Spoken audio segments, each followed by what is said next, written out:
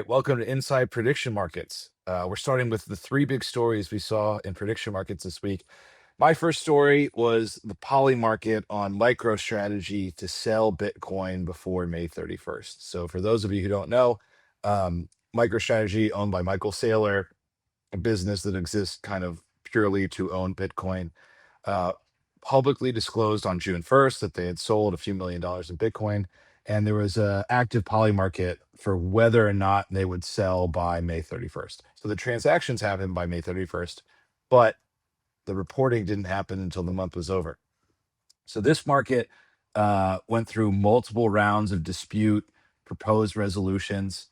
Um, I ultimately, because of the rules buried within the text of the market, um, because the reporting of the sale did not happen until after May 31st, the market resolved to no, when in fact, anybody who was just reading the name of the market and trading on the facts of the matter ended up getting cheated.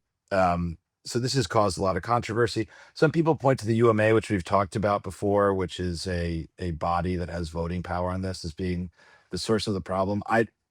Having read through it a little bit, I think it's not necessarily a pure kind of corruption style issue, as it is something that often happens where your core power users get wrapped up in house rules and specifics at the expense of plain English common sense, which is super deleterious to your product and to user experience. My favorite tweet around the whole thing was somebody wrote, someone should build a version of Polymarket where you can bet on something and then you win the bet if that thing happens, right? Which is how I think a lot of people feel about some of these markets. Um, Chris, any response to that? No, I think that's pretty accurate because it you have to make the market has to be what the intent or the spirit of the market is, and that's why I think you need subjectivity with these exchanges, and why the exchanges will a lot of times step in and be like, "Hey, no, this is clearly what was intended," because it's not more profitable for certain people. It's just logical, and if it, and a lot of these people are like it's short term or short sighted, where it's like, hey, you might get immediate gains now, but you might kill the entire industry or the entire market, and that's not good for anyone. So the second biggest thing, or the second big thing this week, was the Jeffrey Barr hedging risk on a sports tab for the Knicks and the Spurs. I thought this is pretty obvious what's going on. It's just an advertisement for another prediction market. Um, Pretty well done advertising, in my opinion. I actually checked with one of the guys that works at the company, and I was like, "Hey, I thought it was a really smart ad." It's a relatively small amount, 5 to 10,000 or whatever. No one really needs to hedge that risk, if we're being honest. It's just an advertisement, but it's very sharp, and it does show that hypothetically this could happen. If it was a big chain and it was millions of dollars, maybe it's logical. And people are saying, "Oh well, it's still a negative expected value. You're still giving stuff out." That's true, but you can get a guaranteed amount. You can know that, like, okay, the cost is just going to be this, and that's why you would hedge. Um, this is obviously just an advertisement. I'm sure the bar is getting actually profiting in both situations from this, because I'm sure uh, companies paying him a lot for it. But very well smart done. It kind of proves their use case, even though I think everyone really knows it's just an ad. This is a bar in New York that is going to pick up everybody's tab if the Knicks win game one Yes, exactly. and has hedged the risk out on Kalshi. Is that my understanding correct? Yes, exactly. Yeah. Mattress Mack famously does this in Texas every year where, picks a team to win the Super Bowl, and if mattresses are free, and if not, he bets on the team and whatever. Um, Shout out Mattress Mack, the original true financial hedging on sports guy. All right. Final story I noticed this week that I was into was this Kalshi American Power Index. Um, this is KPOW is the ticker on Kalshi. So this is their amalgamation of both which party, Democrats, Republicans, own various seats in the House and Senate, the presidency, Supreme Court seats, etc. And then based on market prices about how those seats in the and power might go, pricing in kind of future expectations to try and come up with one aggregate number. I think this is a really cool concept, right? We talked about there a lot of traditional financial instruments are in effect derivatives of these elections, right? As you get closer to elections, people might trade, the energy sector or, whatever it may be as a derivative of who they think is going to win an election. And so to actually have an index that you can trade up down on is really cool.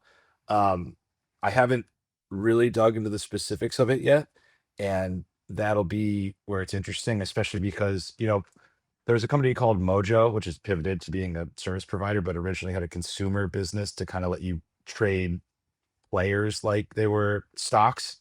And one of the issues they ran into is a player's relative value doesn't change a lot day to day. And if you tweak the algorithm to make it artificially jumpy, then you're gonna get pounded because that's not accurate. And so even I just kind of perused since January 1st how the Kalshi Power Index has moved. And I think it's swung from like +7 Republican back in January to dipping Democratic's favor back in May, now +2 Republican. And just over that period of time, there have been no elections. It looks like a lot of movement relative to not a lot of real world activity has happened. And so I wonder if there will be edges in these markets. And I haven't looked at how you can actually trade them yet. Just around a index that is designed to Well, be I disagree interesting, completely if not with your take predictive. So there, that's Henry. something worth looking at. If you have yeah, there's no elections, but there's a lot of events that like influence people's opinions and how they might vote. I mean, if certain we saw it with when Trump had the assassination attempt and back in 2024, his odds surged because there's a martyr effect. That this isn't just rec money coming in. This is actual real signal. I mean, it's similar to the zigzag effect in NBA, in my opinion. Where it's oh, if you lose, you're more likely to win. No, and you think it's mumbo jumbo, but it's actually real. And a lot of these impacts, it's oh, there's this politician did something very stupid or very unpopular or very popular. That does influence and increase the odds that they're going to win seats, which is why the index is swinging. So I'm not shocked at all to see the swings with no elections over there. I think it's pretty rational and reasonable to me. Fair enough. I'm probably the fish in the market then. All right, Chris, you want to introduce our guest who's coming up in the Optic Odds Hot Seat? In the Optic Odds Hot Seat, we have Josh, or Spaceman on Twitter. He is the grandissimo winner of last year, the first inaugural thing, which is a $100,000 driver contest, and also battles in the market maker streets, doing some RFQs, some player props. Overall, great guest, and we're excited to have him on. For this one, we have a new guest, Josh, who, he doesn't even have the confidence to think he's worthy enough to be on this show, which I find ridiculous. But we thank you for spending the time and happy to have you on. Yeah, thanks for having me. I appreciate it. All right, so Josh, why don't you give a brief background, because I didn't even tell Henry anything about you. Henry's sitting here flying blind. He's like, "Who is this Josh fella?" Why don't you give a brief background about yourself, just both for Henry and for the audience? Sure. So real quick synopsis. I started sports betting quasi during COVID, like right at the tail end of COVID. I was living in Chicago at the time. And Illinois had just legalized sports betting. And it was kind of in the moment where you had to still go to the casino to register in person rather than being able to just sign up online. Illinois initially launched where you could just sign up online, but then afterwards, they made you go in person. And I was spending a lot of time watching sports during COVID, wasting a lot of time watching sports during COVID, and my wife had the idea of you should probably do something with this. Um, so I tried my hand at it, got involved, doing a lot of player prop stuff. My first foray. Wait, hang on a second. Your wife told you to gamble on sports? Yeah, I don't. Well, I think she understands myself a little bit better than I understand myself. So, I don't really have an addictive personality. So I can do things. I used to be a smoker, and I kind of quit cold turkey. It's one of those things where I just, if I set my mind to something, I kind of become obsessed over just doing that one thing. And I was yelling at the TV watching hockey games effectively. My favorite team would lose, and I would be like, "How do you lose this game? Like you're a superior team, inferior opponent." It's just a variance in betting hockey. But um, so I got involved with doing that. A lot of player prop stuff initially. But and Flub, maybe I'm getting your introduction wrong, but I started with Odds Jam as well. So I was like, how can I bet on sports and not lose money? And that was arbitrage betting. And the best resource at that time was Odds Jam. I didn't have a huge bankroll to begin with. So my wife was like, you could take, a little bit of this money here and do whatever you want with it. And if you lose it, it's not a big deal. But don't lose it. So um, that effectively put me in a position of being an arbitrage better for a little bit, which hindsight's always 2020 because I nuked some really good legal accounts like right away that were all under my name. And so, 6 months after that being an arbitrage better, I was like, man, it would be really nice to have those MGM accounts or those DraftKings accounts where I wasn't pumping like $1,023.87, like down to the exact penny into them. But that's how I got started, and, I stumbled across a guy named Andrew Mack. I'm not sure if either of you are familiar with him, but he's up in Canada. I think he's up in Alberta. But he wrote a couple books called, like, Statistical Sports Modeling in Excel. That was kind of my first foray into trying to model, derivatives, at least, nothing like major, shots on goal for hockey, that sort of thing. And then from there, it just kind of snowfalled, into, like, bigger and bigger and bigger, and, I went to BetBash, for the first BetBash in Vegas and, met some really interesting folks there, and one of them, that kind of I don't know necessarily wanna call him a mentor, but I think that's, like, what he would be technically classified as for me at this point in my betting career, there, and he was doing much bigger things than I was, but he found that I was doing some interesting things, so we just kept in communication. And then fast forward to 2025, we really started working a little bit more together. Did some like contest stuff, and then um, you know I would do college football stuff. I would send him like, "Hey, what do you think of this stuff?" He would kind of sanity check us a lot on that, and then here I am today running a two-person betting group, pretty small, betting college football, WNBA and NBA player props, and then doing some more market making on NBA player props, but more making to take, not necessarily trying to be like a opinionless market maker. And I use that term because I remember the interview you guys had with Shipper, where he's like, "Well, like we're market making, but it's more market making to take, less than to be actual market maker." So I would say that's where I'm at today. We're about 15 to 20% of our operation is like market making on prediction markets, and then the majority is during college football and the NBA regular season, betting NBA player props in college football. And would you say that you are now exclusively trading plays that come from your own modeling, information, et cetera? Or is there any top-down, market-driven approach that's still part of your process? Um, I would say top down, given that we give a lot of respect to the market and what the market is saying at any given time. But most of our trading or betting is done with an opinion originated from our own models. That's very cool. Could you talk about how you put this team together? Because I think a lot of people I think you've been on a similar journey to a lot of people, it sounds like, but there are steps along the way where it's hard to make that next jump, right? Like, there's the jump from, I just follow the market to I start pricing things myself, and then there's the jump from I do this by myself to working with a team, and I think that that team level is a tough move for people to make. So could you talk about how you sort of started pulling people together, identifying roles, and how it was all gonna work? Yeah. So this is where I would say this is kind of my superpower in the sports betting space, at least, or it has been at least up until this point, is meeting people and identifying like what their skill set is and how that can integrate really well with like what my needs are, but also like where I'm like deficient.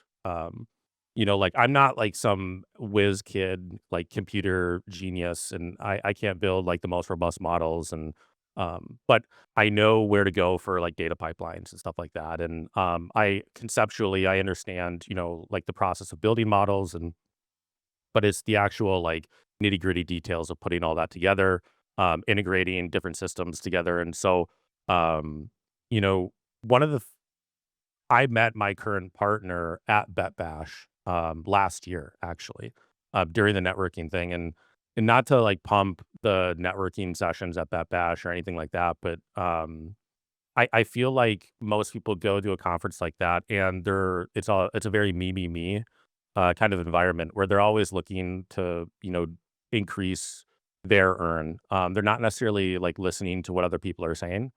And so you can find some really like in the needle in the haystack type of thing, where you can find some really interesting people that are doing some really interesting things that may not have like a lot of relationships in the sports betting space. And my current partner didn't. He came from the financial world. He runs his own investment fund. He does really, really well.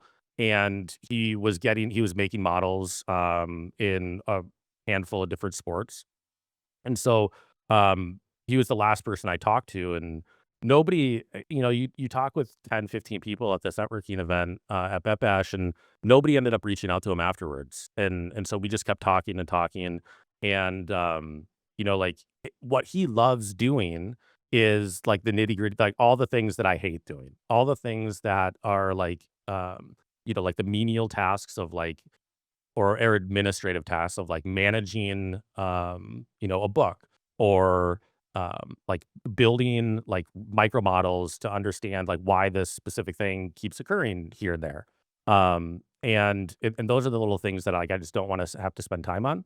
And he doesn't like the face to face, like he doesn't like this stuff, right? Where it's just like like and I don't even love it. And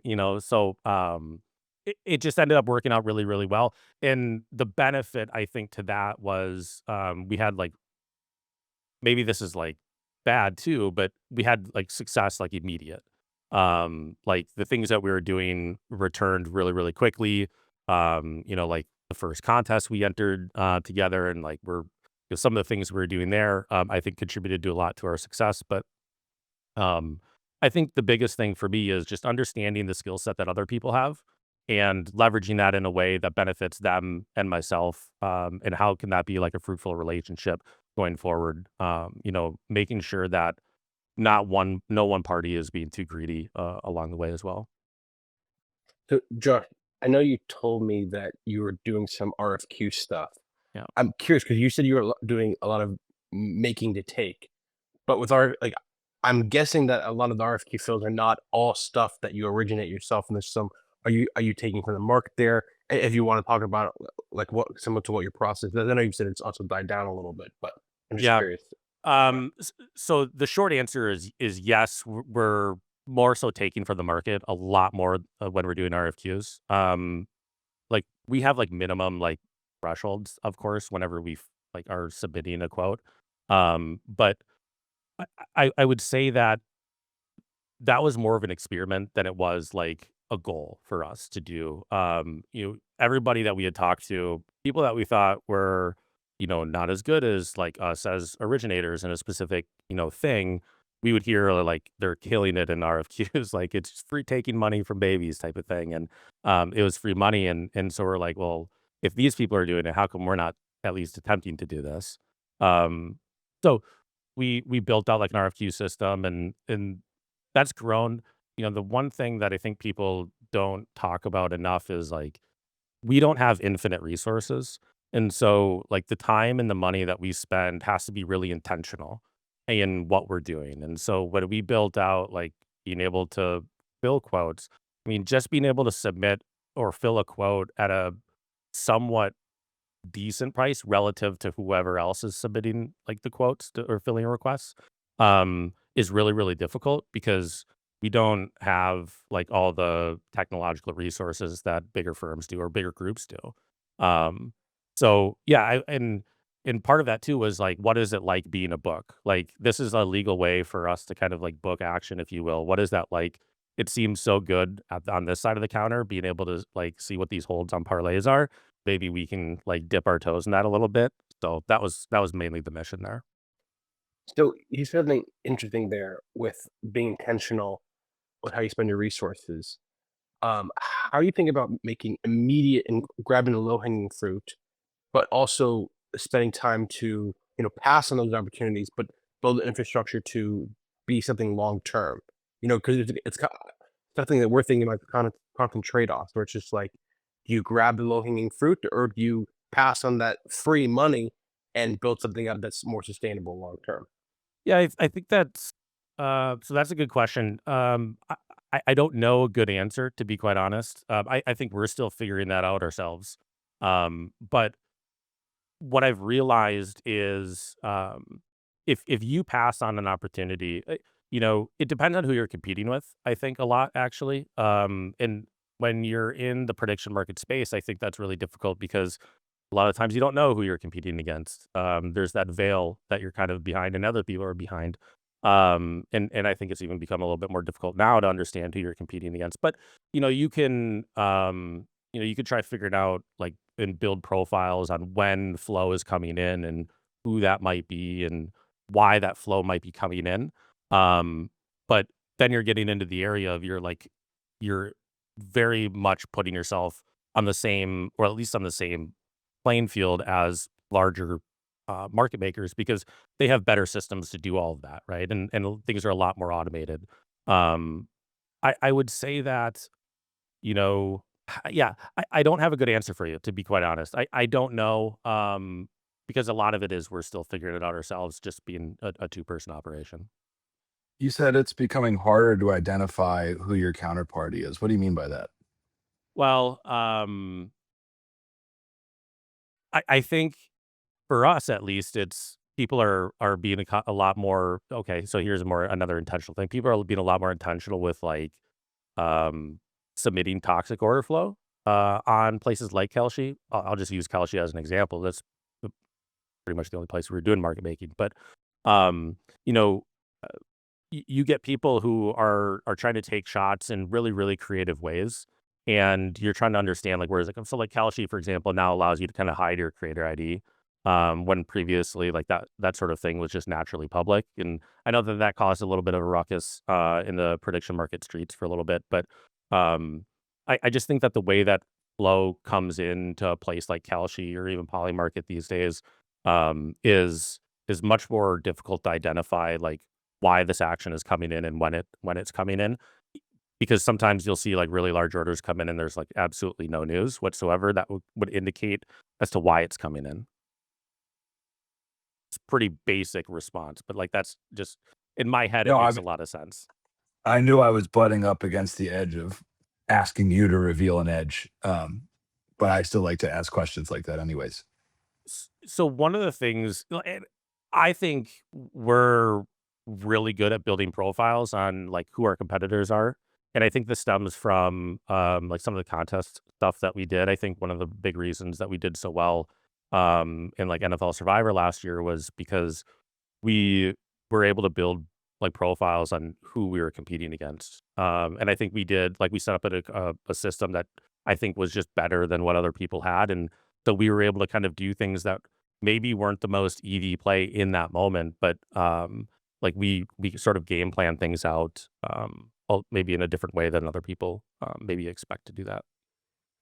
How did you profile Chris in Survivor?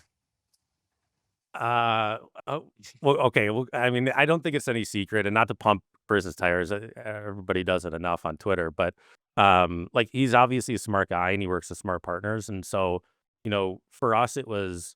I mean, we just build him without giving up too much details. We just build him as like he's going to go with whatever the numbers kind of say. At least in the contest that we had crossover in, and so Yeah. first He's gonna wasn't too ask his difficult. It's partners not what to like an do. insult. He's gonna button click and he's gonna victory lap. Yeah, I mean, it wasn't like rocket science, if that's what you're asking. But there were other guys, that we met throughout that process that ended up being like really interesting to profile just because of like what their background is. And some guys come from poker, and some guys have like a little bit of a degenerate gambler, tendency in them. And so building profiles in those individuals was a little bit more difficult conceptually, at least. That's really interesting. I'm going to just stick with this a little bit longer. When you talk about profiling flow, like you mentioned, for instance, like, oh, injury alerts, lineups, etc. Like, there's a category of inflow there, and then there's a category that's just completely absent any, clear market signal. Another common one would be like limits going up at offshore books, right? Usually like 9 a.m. traders log in, raise limits, or there are other intervals like this, right? Um, so when you're it is that kind of how you think about grouping flow? Because I assume it's like you can't literally say, "Oh, I bet that was Derek from Oklahoma was clicking that." Although there is a little bit of that, right? Sometimes people are big enough, but is it? Do you try to bucket activity into kind of real world catalysts that might have driven it, Yeah, or that's a talk a little bit about that? that's actually a great. Yeah, no, that's a super good question. So we do this. Maybe I'm giving you alpha here. I don't know, but we do this with pretty much every sport we originate. And so this is where we initially got the idea of how to do it. So we build like archetypes around what like a player is, right? So if you've got like a Patrick Mahomes, you've got a top two quarterback in the NFL, and so what are the Chiefs like without him? Like is it like exactly who that backup is? And the reason I'm using this isn't a direct one-to-one comparison because we primarily do this. We're probably betting college football. So what does the backup look like? Well, sometimes you just don't have really good data on who that backup actually is. And so you have to kind of create, in a way, synthetic data to kind of model exactly what a replacement level like quarterback for that team would be within that system itself. And so so as part of our modeling process, we do something like that, where we're building in like an archetype of like, here's what a backup quarterback in this team system would look like. So we get really, really granular. So that's kind of what we did with trying to build these buckets of like, who could this potential trader be? And then, rudimentary, we'll try to model out exactly like where could this order flow be coming from? Like what is the profile of that trader like look like? And we'll assign like some level of probability to it. And we'll go from there. And that's really like the basis of it all. I don't know if that answers your question or not, or gets at least directionally close to it, but It does. I also I wonder, when let's say you take order flow in one of those, let's say you take on order flow and you properly categorize it, right? um are you trying to algorithmically update off of it, or is this more of a manual human process of reviewing fills and kind of explaining in plain English? So I think this means this, that, or the other thing. So let's update our orders. Let's update our fares, et cetera. Like, to what degree have you tried to completely go programmatic about this? Because I think this is where you start to cross from science to art a little bit, is profiling activity, especially because so often it's like, by the time I've identified a pattern, the the one who is doing the pattern probably knows the jig is up soon and they're going to have to switch up, right? So it's very dangerous to code them as though they're a robot who's going to do this forever, right? So how do you guys think about that kind of cat and mouse game? yeah. So I mean, playing whack a mole is probably the most dreaded aspect of like playing in the prediction market streets, just because um it's so easy to expose yourself. And if you expose yourself, someone is going to like they're going to do some damage. And so, um, like I guess one of the ways is just operational. We don't quote anything live, so we do only pregame stuff. So that's a way for us to kind of just like protect ourselves, and we've got this like wall up. It's also understanding like like what you're good at. And if something, comes in and we don't know what it is, you have to seriously like take into consideration, why it's coming in. Like, yeah, you look at the entire market and just see how maybe the market is reacting. But it's also like understanding that like if we have certain risk parameters and something like that is going to like butt you up against one of those risk parameters, you have to like take a serious like manual look at exactly what that is, how it's going to affect your entire sheet. Because, like if you have an outsized exposure on this one thing, I mean, that can ruin a day or a week or a month. And so, yeah, it's a much more manual process for us just because we're only two people. And at the same time too, like we're not massive either. I mean, like we don't have like seven figures of risk every single day. And so that's also a benefit. We're probably a lot more conservative than most market makers are when they're doing stuff on prediction markets. We definitely are, just knowing, like talking with other people who are doing stuff. So much more manual process, understanding, what that could mean for your book, and like how bad of a shape you could be in if you don't adjust based on that information.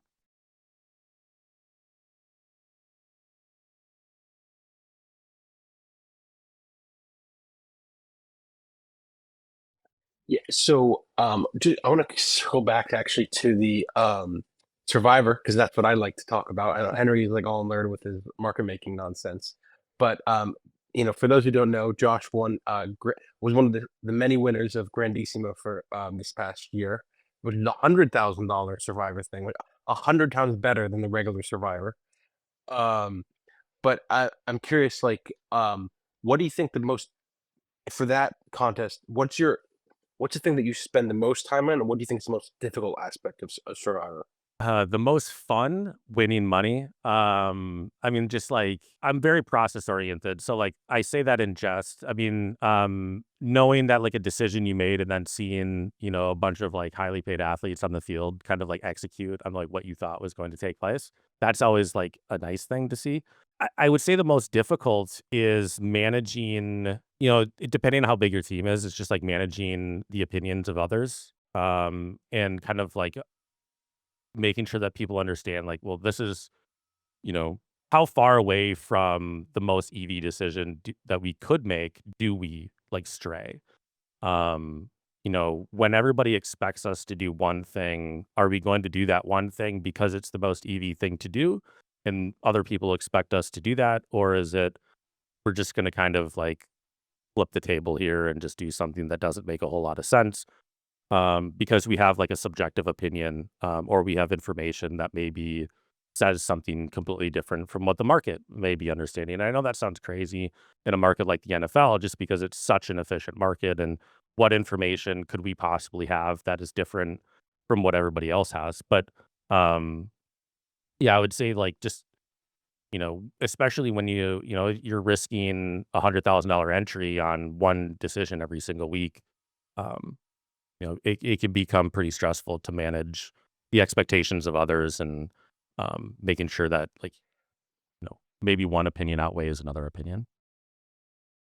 So there's a concept in Survivor. For those who don't play, the most important aspect of Survivor, and I'm sure Josh would agree with this, is knowing what the other contestants are going to do and what the distribution of the picks are going to be. We all can get rough estimations of what the win probabilities are. As Josh hinted about, the market is very efficient. But and you hinted this at profiling other players, and I've struggled with this as well. So I'm curious in your take. Is you can a lot of times when I'm saying that like person A is going to go with this pick 50% of the time and another pick 50% of the time. Or, three picks a third, or 150, 125, the other 25, et cetera, et cetera. And then you get the results in on the release. And you actually don't know if your process was right, or this was and you just got a big unluckiness in terms of variance, or your process was completely wrong. So how do you kind of evaluate if you're right in profiling? And then I'll tie this back into market making after this in a sec. Yeah, that's a okay. So that's a great question, and that's tricky too in and of itself, right? And that is one of the more difficult things is understanding, is the profile that we've created for this individual, is it just directionally correct? Is it like highly accurate? Like, are we able to almost pick their team like before they know what they're going to pick that week? And how detailed can we get with things? How do we measure that? Uh, I think that's more difficult, right? Because you don't want to be resort oriented. You want to be like, so I think like there are some, and you and I talked throughout the season as well. Just like of course, after like we submitted picks on like what we were gonna do, and so that sort of helped us, like not for you, but for everybody else, kind of get an understanding of like, all right, here's in certain matchups or certain weeks, is it a division game? Is it not a division game? I mean, do these sort of factors impact the decision making process at all for anybody else? Does it impact our decision making at all? Measuring that's pretty difficult though, just because you have such limited information. You only have the result really, or like the pick and then the result. So you're dealing with like information after the fact. You really don't know what's going into the decision making process, which is I think part of that profiling aspect where like I'm sure other groups do this. This doesn't seem super secretive, but like we would build out like you know when we found out who was behind an entry, we would we would do a background check on who they were, but we would investigate who they are on social media. Like, what are they liking on their social media accounts? Who are they talking to? What are they talking about? Just to get a better understanding of like how that person may think or may look at things or the crowds they hang out, who are they influenced by. But that seems like level one stuff. No, that most people are probably looking This into. is certainly. So now, to bringing this back to market making first, you know, you talk about like playing whack-a-mole and profiling. How do you do things if you want to try a new strategy out? Like, say for example, you want to make the take on a player prop or something like that, and you're like, okay, some sets of player props we're going to do at 7 a.m. and then some we're going to do at 11 a.m. or if it's like for an NBA play or something like that. But there could be a ton of noise and variance and just like maybe in one of those 7 o'clock games, there was just a random whale that wanted to take a position on a random player prop, or one of the 11 o'clocks there was it. How do you know that when you're doing these profilings and playing whack-a-mole that you're actually having a good process or not just the benefit of good or bad variance? Um, yeah. Oh, okay. So, that's tough because, at least on Kalshi, player props don't have like a ton of volume being pumped through them. At least like through the RFQ system, there is for sure. But like v- when we would like upload our quotes and everything, and especially the last like month of the regular season, like the volume just wasn't there to like. So I would say like we don't have enough data to like really understand. Um, but you know, I can kind of flip. I don't want to answer it in a way that like I should answer it. But what I will say is, um, like adjacent to that, one of the biggest mistakes that we made was we would like for the first like month and a half when we would upload quotes, we were uploading them like in a very specific window to Kalshi, and it was like the biggest rookie mistake you can do is because like all this liquidity just like pumps into the Kalshi between like a certain window every day. And um, like that was bad for our book because there are really sharp people out there who are watching, when, uh, you know, Jokic is like rebounds and like, oh, it went from like $500 in this market to all of a sudden there's, like 1,500 at each level, right? On each ladder. So, like, why is that taking place? And they can really quickly see that it was, so like we got beat up a little bit, but it's all a learning experience. I mean, you can chalk it up to we made a rookie mistake because we were experimenting a little bit. Um, and in the long term, like we just don't make that mistake again. I'd like to maybe turn that on to you guys though, because Chris, you're a trader now and like you're managing like a big operation. What does that look like from your aspect? Like when you see that sort of action, I mean, what information does that give you and how does it influence your decision making?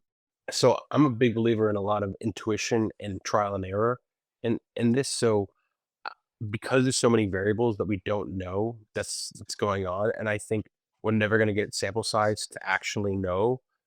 A lot of times, I to coin the term Henry used, I'm a concluder. I just say this is what's going on, and I'm open to changing my mind.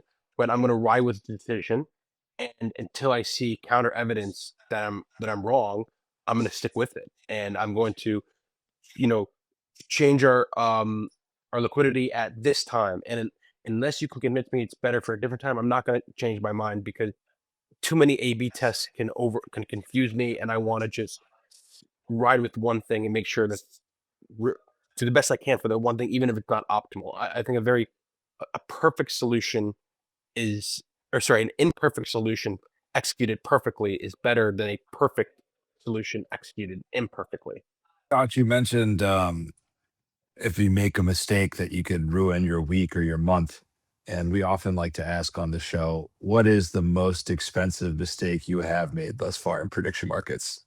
Yeah, I mean, it's the uploading um uploading quotes for like 35, 40 days in a row at like within a 2-hour window was pretty difficult. Like that was pretty painful. Um, because you're like, why am I getting annihilated right as I uh, you know, upload everything? That was pretty difficult to deal with, like just mentally, because like you'd look at your numbers and you're like, everything looks good here. Like these aren't bad numbers, but um, you just get taken advantage of in an area you don't expect to get taken advantage of, or like that was like kind of a blind spot. So I would say that's probably the most painful.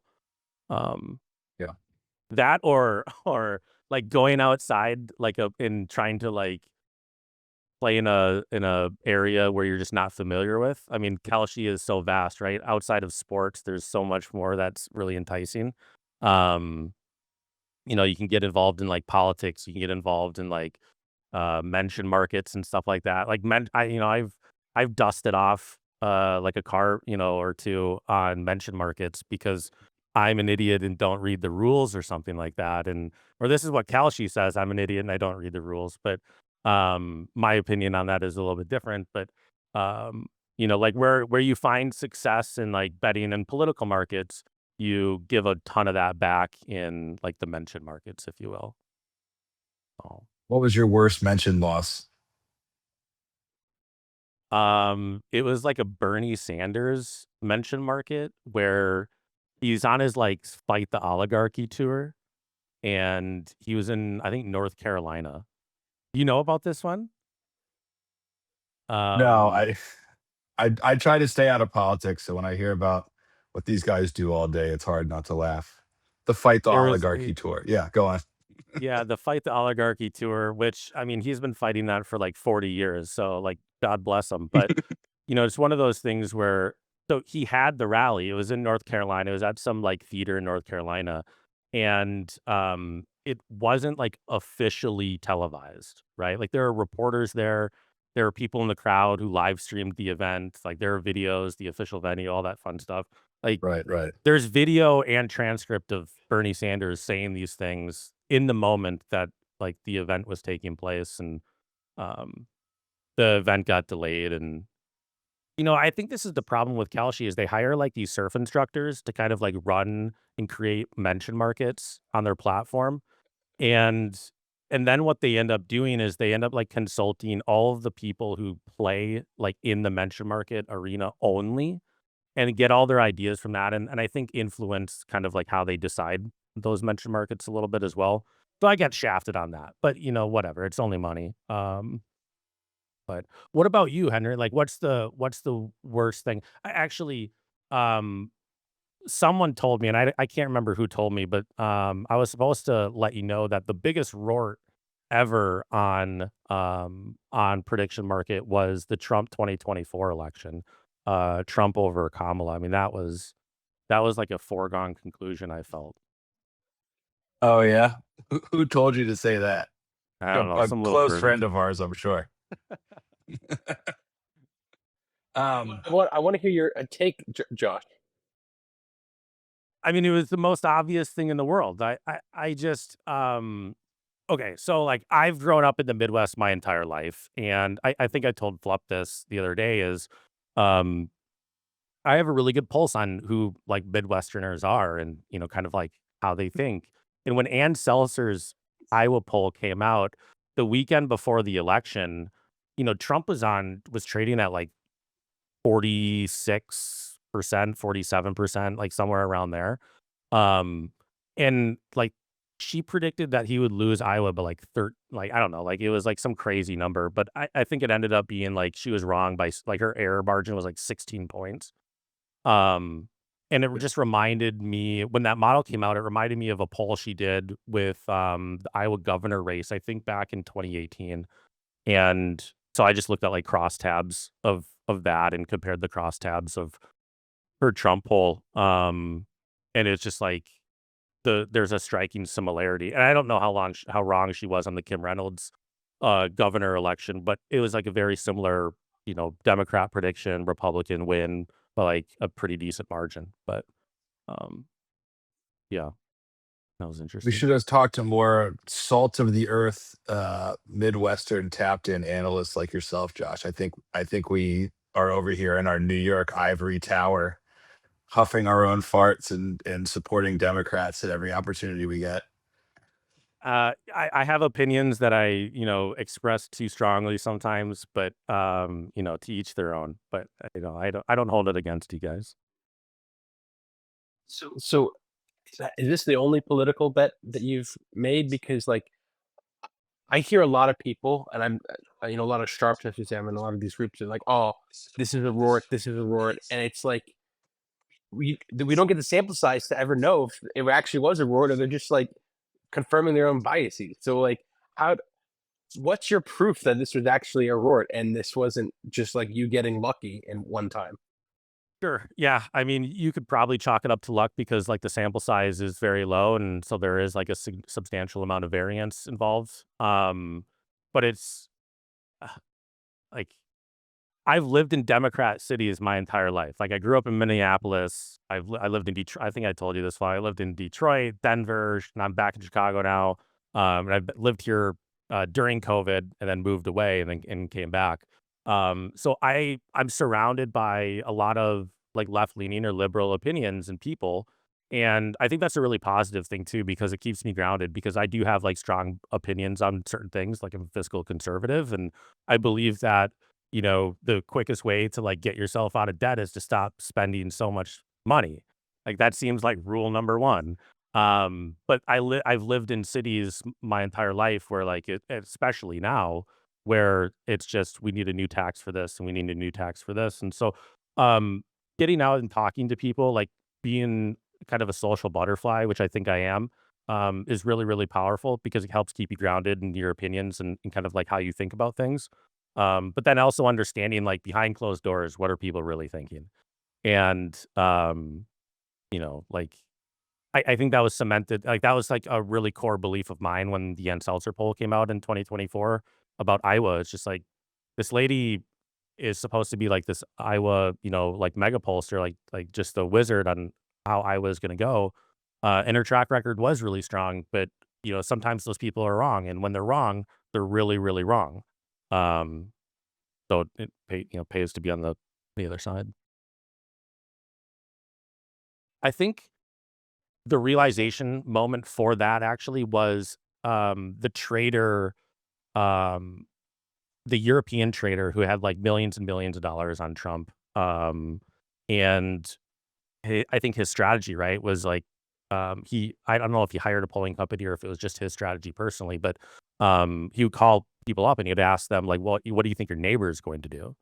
And that puts people in the perspective of like, yeah, this person in public, it's like the Hillary Clinton public position, private position thing. It's just like in public, they may say one thing because they're just not trying to ruffle any feathers, but privately, like, what are they actually going to do?